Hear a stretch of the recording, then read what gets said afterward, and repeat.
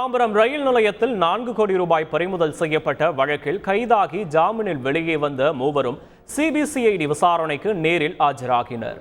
தாம்பரம் ரயில் நிலையத்தில் கடந்த 6ஆம் தேதி 4 கோடி ரூபாய் பணத்தை தேர்தல் பறக்கும் படை அதிகாரிகள் பறிமுதல் செய்தனர். இந்த விவகாரத்தில் சதீஷ், நவீன், பெருமாள் ஆகிய 3 பேரை போலீசார் கைது செய்த நிலையில் பறிமுதல் செய்யப்பட்ட பணம் நெல்லை பாஜக வேட்பாளர் நயினார் நாகேந்திரனுக்கு சொந்தமான பணம் எனவும் பட்டுவாடா செய்வதற்காக கொண்டு செல்லப்பட்டதாகவும் மூவரும் வாக்குமூலம் அளித்தனர்.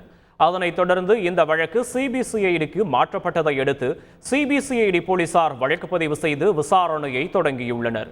முதற்கட்டமாக இந்த வழக்கில் ஏற்கனவே கைதான சதீஷ், பெருமாள், நவீன் ஆகியோர் விசாரணைக்கு ஆஜராக போலீசார் சம்மன் அனுப்பிய நிலையில் மூவரும் விசாரணைக்கு ஆஜராகியுள்ளனர்.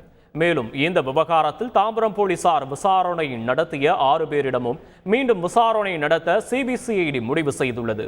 குறிப்பாக நயினார் நாகேந்திரனுக்கும் சம்மன் அனுப்ப சிபிசிஐடி முடிவு செய்துள்ளதாகவும் கூறப்படுகிறது.